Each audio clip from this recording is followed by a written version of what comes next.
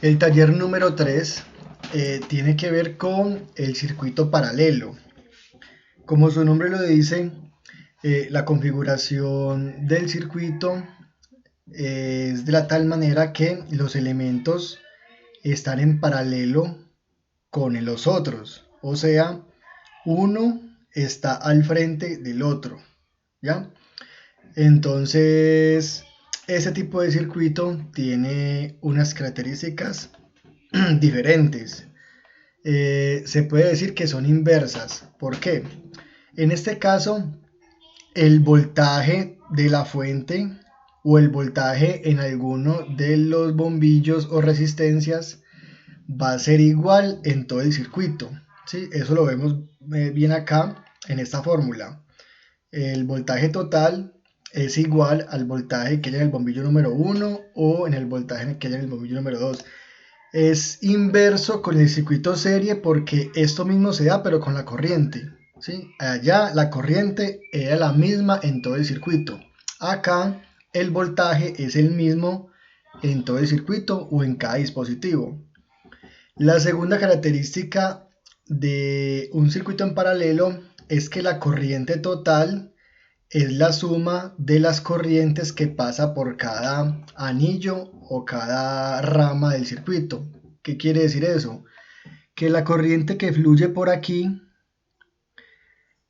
más la corriente que fluye por aquí más la corriente que fluye por aquí, la suma de esas tres corrientes me va a entregar la corriente total que fluye en todo el circuito, ¿sí?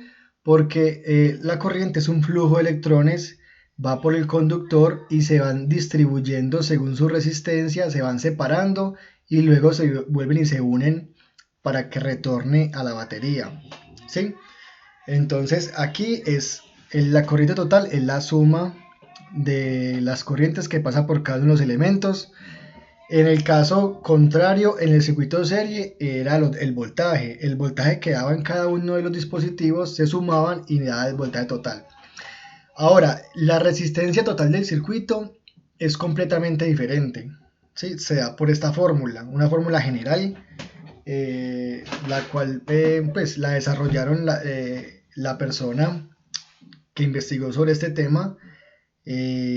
Aplicó esta fórmula general para encontrar la resistencia total del circuito, ¿sí?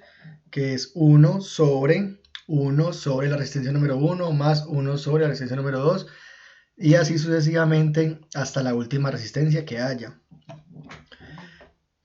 En este caso, vamos a ver que hay unos ejemplos, ¿sí? De cómo se utiliza la resistencia. Ven aquí, importante cuando se aplique en este, por ejemplo, en este ejemplo práctico, mire cómo se aplica la fórmula 1 sobre 10 ohmios. Ve, acá está la resistencia número 1, resistencia número 2, 5 ohmios, 1 sobre 5 ohmios más 1 sobre 15 ohmios, que es la tercera resistencia en este ejemplo. Primero hay que resolver las divisiones, luego las sumas y luego la división general para que me dé el valor de la resistencia del circuito. Entonces aquí van viendo acá cómo es el proceso, el ejemplo, para que lo detallen. Ahora con lo que tiene que ver con el taller número 3, que es con el circuito paralelo, las indicaciones son las siguientes. Primero, calcule la resistencia total del circuito. Es muy sencillo, simplemente es reemplazar el valor de las resistencias en esta fórmula. Como hay 4 resistencias, usamos 4 divisiones. Como vieron en la anterior explicación, se hace la división una por una, se suman y se divide en general, ¿sí? Si usted usa una graficadora, una calculadora más potente, ya usted puede meter toda la operación completa y él le arroja el resultado.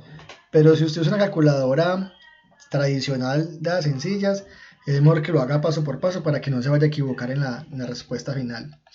Y la segunda pregunta es lo que me dice la corriente. Calcule la corriente que hay en el circuito. Entonces recuerden que la corriente total que fluye por el circuito es la suma de la que pasa por aquí, de la que pasa por aquí, de la que pasa por aquí y de la que pasa por aquí. La suma de esas corrientes me da la corriente total. Entonces, ¿qué se debe hacer acá? ¿Ya? Ya saben que por ley de Ohm la corriente es igual al voltaje sobre la resistencia.